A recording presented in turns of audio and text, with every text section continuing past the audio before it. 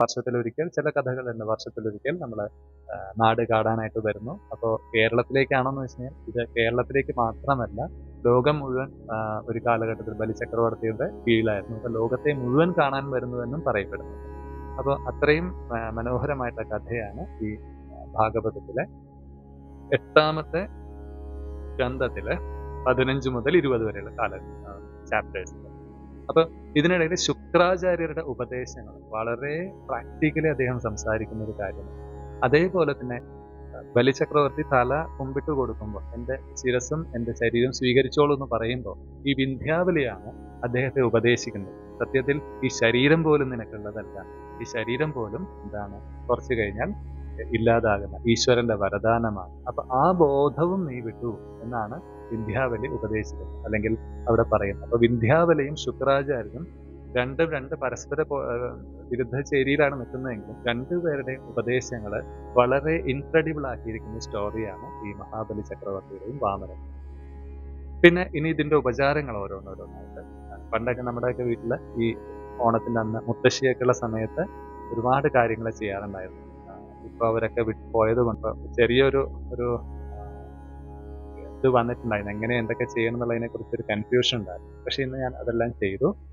നമ്മുടെ വീട്ടിലൊക്കെ ചെയ്യുന്നത് ആദ്യം ഒന്ന് ശരിക്കും നന്നായിട്ട് നിലമൊക്കെ മെഴുകി തളിച്ച് മെഴുകി അവിടെ നമ്മൾ അണിമാവ് അണിഞ്ഞ് തൃക്കാക്കരയപ്പൻ എന്ന് പറഞ്ഞാൽ വാമനമൂർത്തി ക്ഷേത്രത്തിലുള്ള ദേവതയായിട്ടുള്ള മഹാവിഷ്ണുവിനെയാണ് നമ്മൾ ആദരിച്ച്. സാധാരണ ഇവിടെ നമ്മുടെ വീട്ടിലൊക്കെ ഓണത്തിന്റെ അന്ന് പൂക്കളിടുന്ന പരിപാടി വളരെ കുറവാണ്. കൂടുതലും ഈ ഉപചാരങ്ങളും പൂജകൾക്കും ഇങ്ങനെയുള്ള വൈദിക പൂജകൾക്കാണ് കൂടുതൽ പ്രാധാന്യം.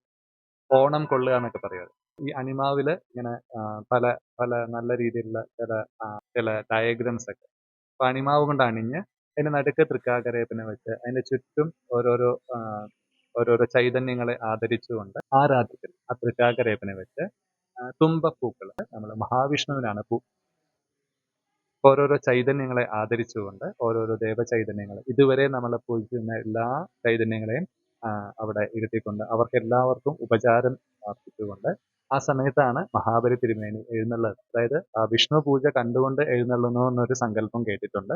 എന്തായാലും ആ സമയത്ത് നമ്മൾ നൈവേദ്യമായിട്ട് അർപ്പിക്കുന്നത് അടയുണ്ടാകും. പൂവട എന്നാണ് പറയുക. അതുപോലെ പഴം പുഴുങ്ങിയത്, ഏത്തപ്പഴം നന്നായിട്ട് പഴുത്ത ഏത്തപ്പഴം പുഴുങ്ങിയത്, അതും നമ്മൾ 5 അടയും 5 ഏത്തപ്പഴവും നമ്മൾ നൈവേദ്യത്തിന് ഒരുക്കും. പിന്നെ അത് കഴിഞ്ഞ് കുറച്ച് പൂജകളും കാര്യങ്ങളൊക്കെ ഉണ്ടായതിനു ശേഷം ചെറിയൊരു നാളികേരം നമ്മൾ തേങ്ങ ഉടച്ച് ആ തൃക്കാക്കരയപ്പന് അഭിഷേകം ചെയ്യും. ആ സമയത്താണ് ഇവിടെ നമ്മളെല്ലാം കേട്ടിട്ടുള്ള ആർപ്പു വിളിക്കുന്ന ഒരു പതിവുണ്ടല്ലോ, ആർപ്പോ എന്നുള്ള ആ വിളി, അതൊക്കെ ആ സമയത്താണ്. പക്ഷെ ഇത് ചില ദേശങ്ങളിലൊന്നും ഇത് കേട്ടിട്ടില്ല. ഞാൻ ചില വടക്കൻ സ്ഥലങ്ങളിലൊക്കെ ചോദിച്ചപ്പോൾ അവരെ പറയുന്നത് തലേ ദിവസം രാത്രി തന്നെ 27 പരം തൃക്കാക്കരയപ്പനെ വെച്ചുകൊണ്ട് ഒരു മാസത്തോളം നീണ്ടു നിൽക്കുന്ന ഉപചാരങ്ങളാണ് പറ്റിയത്. നമ്മുടെ ഇവിടെ 7 തൃക്കാക്കരയപ്പനെയാണ് വെക്കുന്നത്. ഈ ആർപ്പ് വിളിക്കാത്ത സ്ഥലങ്ങളുണ്ട്. ആർപ്പുവിളി ഓണത്തിന്റെ ആർപ്പുവിളിയും വാക്കിലയും ഓണത്തിന്റെ ഒരിക്കലും ഉപേക്ഷിക്കാൻ പറ്റാത്ത 2 കാര്യങ്ങളാണ്. ഇത് രണ്ടും ഈ ഭാഗങ്ങൾ നമ്മുടെ ഇവിടെയൊക്കെ ഉണ്ട്, പക്ഷെ ചില സ്ഥലങ്ങളൊന്നും ഇല്ല എന്ന് പറഞ്ഞു. അപ്പോൾ അത് പറഞ്ഞല്ലോ, ദേശകാലങ്ങൾക്കനുസരിച്ച് ഈ ഉപചാരങ്ങൾക്ക് വ്യത്യാസമുണ്ടാകും. അതിനുശേഷം ഒരു ചെറിയൊരു സൈഡിലുള്ള ഒരു തൃക്കാക്കരയപ്പനെ എടുത്തുകൊണ്ട് നമ്മൾ പടിക്കൽ പുറത്ത് കൊണ്ടുവച്ചിട്ട് അവിടെയും നമ്മൾ പൂക്കളൊക്കെ ഇട്ടിട്ട് അതിനവിടെ കൊണ്ടുവച്ചിട്ട് അവിടെയും ചെറിയൊരു ഉപചാരങ്ങൾ, ചെറിയ പൂജകളൊക്കെ ചെയ്തിട്ടാണ് ഈ ഒരു ചടങ്ങ് മൊത്തത്തിൽ അവസാനിപ്പിക്കുന്നത്. അപ്പോൾ ശരിക്കും അപ്പോൾ ചെയ്യുന്നത് വിഷ്ണു പൂജയാണ്. ബലിചക്രവർത്തി അത് കാണാൻ സന്നിഹിതനായിട്ടിരിക്കും. അപ്പോൾ സൂക്ഷ്മഭാവത്തില് ബലിചക്രവർത്തിക്ക് സദാസമയവും അദ്ദേഹത്തിന്റെ സുതല ലോകത്തിന്റെ കവാടത്തിൽ സെക്യൂരിറ്റി ആയിട്ട് സദാ അവിടെ നിലകൊള്ളുന്നുണ്ടെന്നാണ് പറയുന്നത്. ഇത് രാമായണ കാലഘട്ടത്തിൽ രാവണൻ ഈ സുതലം സന്ദർശിക്കുമ്പോൾ ഈ വാമനനുമായിട്ട് ചെറിയൊരു വാഗ്വാദവും ഒരു ചെറിയ യുദ്ധവും ഒക്കെ ഉണ്ടാവുന്നുണ്ട്. അപ്പൊ തിരുവോണത്തിന്റെ ഈ ദിവസത്തില് ഞാൻ കണ്ടെത്തിയ എനിക്ക് തോന്നിയ 2 കാര്യങ്ങളാണ്. ഒന്ന്, എത്ര വലിയ സൗഭാഗ്യങ്ങൾ ഉണ്ടെങ്കിലും ഒരു നിമിഷം പോലും നമ്മൾ വിചാരിക്കരുത് ഇത് നമ്മളുടേത് മാത്രമാണ്. കാരണം എപ്പോൾ വേണം നമ്മൾ ഇതിൽ നിന്നെല്ലാം അകന്നകത്ത് പോകാം. ഇപ്പൊ കഴിഞ്ഞ കൊല്ലം ഉരുൾപൊട്ടലുണ്ടായ സ്ഥലം അറിയാമല്ലോ, ചൂരൽമല. അവിടെ വലിയ ധനികനായിട്ട് ആളുണ്ടായിരുന്നു. അല്ല, ഗുജറാത്ത് പോലത്തെ സ്ഥലങ്ങളിൽ പണ്ട് വലിയ വലിയ ഭൂകമ്പങ്ങൾ ഉണ്ടായപ്പോൾ അവിടെ ഒരുപാട് കോടീശ്വരന്മാര് ഒന്നുമല്ലാതായി പോയിട്ട് ഈ ഒരു കാര്യം, എത്ര വലിയ സ്വത്തുക്കൾ ഉണ്ടായാലും അതിന് അഭിമാനം കൊള്ളേണ്ടത്, ഒരു പരിധിക്കപ്പുറം വലിയതായിട്ട് അഹങ്കരിക്കേണ്ട ആവശ്യമില്ല. ഒരു സെക്കൻഡ് മതി ഇതെല്ലാം ഇല്ലാതാകാൻ. രണ്ടാമത്തെ കാര്യം എങ്ങനെ നമ്മുടെ ധനം വിനിയോഗിക്കണം. അത് ശുക്രാചാര്യര് ബലിക്ക് വളരെ ഗംഭീരമായിട്ട് ഉപദേശിക്കുന്നു. രണ്ടാമത്തേത് ഫൈനാൻസ് മാനേജ്മെന്റ്. അതിനെക്കുറിച്ച് ശുക്രാചാര്യരുടെ ശുക്രനീതി എന്നാണ് പറയുന്നത്. അതിലൂടെ അദ്ദേഹം മനോഹരമായിട്ട് ബലി ചക്രവർത്തിക്ക് പറഞ്ഞു കൊടുക്കുന്നുണ്ട്. ഫൈനാൻസ് മാനേജ്മെന്റിനെ കുറിച്ച് പറയുന്നുണ്ട്. എങ്ങനെ വേണം നമ്മൾ ഇതെല്ലാം പങ്കുവെക്കാൻ. പിന്നെ അടുത്ത കാര്യം ബലി ചക്രവർത്തിയെ നമ്മൾ ഓണത്തപ്പ കൊടവയറ എന്നൊക്കെ പറയാറുണ്ട്. അപ്പൊ കൊടവയറ് ഒക്കെ പിന്നീട് വന്ന ഒരു ഒരു അപജയത്തിൽ നിന്നാണെന്ന് എനിക്ക് തോന്നിയിട്ടുള്ളൂ. കാരണം ഭീമസേനനെ മഹാഭാരതത്തിൽ വിളിക്കുന്ന ഒരു പേരുണ്ട്, വൃക്കോധരൻ എന്നാണ്. വൃക്കോധരൻ എന്ന് വെച്ചാൽ ചെന്നായയുടെ ഉദരം പോലെയുള്ളവൻ. ചെന്നായയുടെ ഉദരം എന്ന് വെച്ചാൽ വളരെ മെലിഞ്ഞതാണ്. അപ്പോൾ ഭീമസേനൻ വളരെ ഏറ്റവും ഭക്ഷണം കഴിക്കുന്നതിൽ വളരെ സന്തോഷം കണ്ടെത്തുന്ന ആളാണെന്ന് പൊതുവെ പറയാറുണ്ട്. പക്ഷേ ഇങ്ങനെയാണെങ്കിൽ അദ്ദേഹത്തിന്റെ ശരീരം ബലിഷ്ഠമായി. ഏതാണ്ട് ഇതേപോലെ തന്നെയാണ് ബലി ചക്രവർത്തിയുടെ കാര്യം. അദ്ദേഹം ഭക്ഷണം കഴിച്ച് വയറ് വീർത്തിരിക്കുന്ന ഒരാളല്ല, പൂർണ്ണമായിട്ടും വീരബാഹുവായിട്ടുള്ള ആളാണ്. അദ്ദേഹം അത്രയും ഫിറ്റ് ആയിട്ടുള്ള ബോഡിയാണ് അദ്ദേഹത്തിന്. ഇപ്പൊ കഴിഞ്ഞ കുറച്ച് കാലമായിട്ട് അത് കൃത്യമായിട്ട് മനസ്സിലാക്കിക്കൊണ്ട് നല്ല പിക്ചേഴ്സ് അതിനെ കൊണ്ടുവരുന്നുണ്ട്. ബലി ചക്രവർത്തിയുടെ ആ ഒരു പ്രസൻസിൽ തന്നെ വളരെയധികം ഒരു കോൺഫിഡൻസ് ഉള്ള, വളരെ ശരീരം വളരെ ഫിറ്റ് ആയിട്ടുള്ള ബോഡിയും അതേപോലെ തന്നെ ആത്മീയമായിട്ടും ഉപാസനകൾ കൊണ്ടും ശക്തമായ ഒരു മനസ്സിനും ആത്മാവിനും ഉടമയായിട്ടുള്ള ആളാണ് ബലി ചക്രവർത്തി. അതുപോലെ തന്നെ പാതാള ലോകത്തേക്കല്ല അദ്ദേഹത്തെ വിട്ടിരിക്കുന്നത്, സുതലത്തിലേക്കാണ് വിട്ടിരിക്കുന്നത്. അദ്ദേഹം വെയിറ്റ് ചെയ്യുകയാണ് അടുത്ത മന്വന്തരത്തിൽ. മന്വന്തരം എന്ന് പറയുന്നത് ഇപ്പോൾ വൈവസ്വത മന്വന്തരത്തിലെ 28ാമത്തെ ചതുർയുഗത്തിലെ കലിയുഗത്തിലാണ് ഇപ്പൊ നിൽക്കുന്നത്. അപ്പോൾ വൈവസ്വത മന്വന്തരം 7ാമത്തെ മന്വന്തരമാണ്. 8ാമത്തെ മന്വന്തരത്തിലേക്ക് നമ്മൾ ഇനിയും കടക്കാനുണ്ട്. 28ാമത്തെ ചതുർയുഗമാണ്. അതിൽ ഇനിയും ടോട്ടൽ 72ഓളം ചതുർയുഗങ്ങളുണ്ട്. അതിലിപ്പോൾ 28ാമത്തെയാണ് നടക്കുന്നത്. അപ്പോൾ ഇനിയും കാത്തിരിക്കേണ്ടതുണ്ട്. ആ കാത്തിരിപ്പ് നല്ലതാണ്. അദ്ദേഹം ഇപ്പോഴും നിൽക്കുന്നതുകൊണ്ട് നമുക്ക് എല്ലാ കൊല്ലവും ഓണം ആഘോഷിക്കാൻ പറ്റും, അല്ലേ? അപ്പോൾ ആ ഒരു മന്വന്തരം വരുമ്പോൾ അദ്ദേഹം തീർച്ചയായിട്ടും വലിയൊരു ഇന്ദ്ര സമാനമായിട്ടുള്ള ആ ഒരു പദവിയിലേക്ക് എത്തുന്നുള്ള കാര്യം ഉറപ്പാണ്. അത് ഭഗവാന്റെ ഉറപ്പും കൂടിയാണ്. അപ്പോൾ ഈ ഒരു കഥകളിലൂടെ ഒരുപാട് കാര്യങ്ങൾ നമുക്ക് ഇനിയും ചിന്തിച്ചു കഴിഞ്ഞാൽ ഒരുപാട് തത്വങ്ങൾ നമുക്ക് മനസ്സിലാക്കാൻ കഴിയും. അപ്പൊ എളിമയോടെ, എന്നാൽ ഒരു മാത്ര പോലും നമ്മൾ ഈ ലോകത്ത് ജീവിക്കുക, പക്ഷെ ഒരു മാത്രയും ഈ ലോകത്തിന്റെ ആകാതിരിക്കുക എന്ന് പറയാറുണ്ട്. ഒരു താമര വെള്ളത്തിൽ നിൽക്കുന്ന പോലെയാണ് നമ്മുടെ ജീവിതമെന്ന് ഋഷിവര്യന്മാര് പറയാറുണ്ട്. കാരണം ചെളിയിൽ നിന്നാലും ചെളിയൊന്നും ആകാത്ത രീതിയിൽ. അതിനെന്ത് ചെയ്യണം?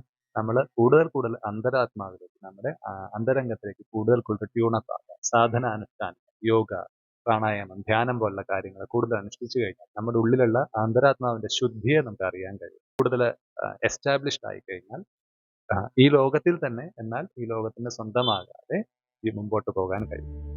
അപ്പോൾ എല്ലാവർക്കും വീണ്ടും ഹൃദയം നിറഞ്ഞ ഓണാശംസകൾ. പൂകൊണ്ടുമൂടും പൊന്നിൻ ചിങ്ങത്തിൽ പുല്ലാങ്കുഴൽക്കാറ്റത്താടും ചമ്പാവിൻ പാടം. ഇന്നേ കൊയ്യാം നാളെ ചെന്നാൽ അത്തം ചിത്തിര ചോതി. പുന്നെല്ലിൻ പൊന്മല പൂമുറ്റം തോറും നീ വരൂ പൊന്നോല തുമ്പി. ഈ പൂവയലിൽ ഈ പൂവിളിയിൽ മോഹം പൊന്നിൻ മുത്തായി മാറ്റും പൂവയലിൽ. നീ വരൂ ഭാഗം വാങ്ങാൻ പൂവിളി പൊന്നോണമായി. നീ വരൂ പൊന്നോണ തുമ്പി. നീലവാനിന്നു കീഴിലായി അലയാഴി തന്നീരൂവിലായി ജാലകം തുറന്നിടുക മലയാളമാം കാവ്യചാരുതേ. മലയാളമാം കാവ്യചാരുതേ.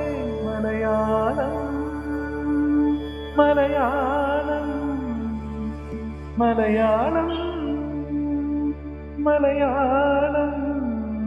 ചക്രവാളങ്ങൾക്കപ്പുറത്തേഴും ചിത്രവർണ്ണങ്ങളാകവേ ആനയിക്കുമീ ജാലകത്തിലോടായിരം സുസ്വരങ്ങളെ. ചക്രവാളങ്ങൾക്കപ്പുറത്തേഴും ചിത്രവർണ്ണങ്ങളാകവേ ചക്രവാളങ്ങൾക്കപ്പുറത്തേഴും ചിത്രവർണ്ണങ്ങളാകവേ ആനയിക്കുമീ ജാലകത്തിലൂടായിരം സുസ്വരങ്ങളെ. ആനയിക്കുമീ ജാലകത്തിലൂടായിരം സുസ്വരങ്ങളെ. നീലവാനിന്നു കീഴിലായി അലയാഴി തൻ തീരഭൂവിലായി ജാലകം തുറന്നിടുക മലയാളമാം കാവ്യചാരുതേ. ജാലകം തുറന്നിടുക മലയാളമാം കാവ്യചാരുതേ. മലയാളമാം കാവ്യചാരുതേ. മലയാളം മലയാളം മലയാളം മലയാളം മലയാളം മലയാളം മലയാളം. ആയില്യം കാവിലുവേലൻ പൂരവുമുണ്ടേ.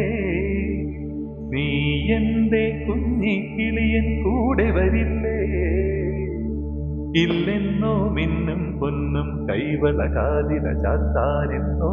പൊട്ടെന്തിനു പൊന്നെന്തേ നീ പൊൻകുടമല്ലേ? എന്റെ പൊൻകുടമല്ലേ? നീ എന്തേ വന്നില്ല? പൊന്നോണം പോയല്ലോ. നീ എന്തേ വന്നില്ല? പൊന്നോണം പോയല്ലോ. നീ എന്തേ വന്നില്ല? പൊന്നോണം പോയല്ലോ. വീണ്ടും വീണ്ടും ഹൃദയം നിറഞ്ഞ പൊന്നോണാശംസകൾ നേരുകയാണ്. നമ്മുടെ കഴിഞ്ഞ 10 ദിവസമായിട്ട് വളരെ വ്യത്യസ്തമായിട്ടുള്ള 10 സീരീസ് ഓണത്തെക്കുറിച്ച് നമ്മൾ പറഞ്ഞിട്ടുണ്ട്. അതിൻ്റെ പ്ലേലിസ്റ്റൊക്കെ നമ്മുടെ ചാനലിൽ കിടപ്പുണ്ട്, എല്ലാവരും കാണുക. ഓണത്തെക്കുറിച്ച് ഇതുവരെ അറിഞ്ഞ എല്ലാ കാര്യങ്ങളും ഞാൻ പറ്റുന്ന രീതിയിൽ നിങ്ങളുടെ മുമ്പിൽ എത്തിച്ചിട്ടുണ്ട്. ഇതിൽ അപ്പോൾ വ്യത്യാസങ്ങളുണ്ടാകാം. എന്തായാലും വീണ്ടും വീണ്ടും ഹൃദയം നിറഞ്ഞ പൊന്നോണാശംസകൾ നേരുന്നു. ജയഗുരു. നീ എന്തേ വന്നില്ല? പൊന്നോണം പോയല്ലോ.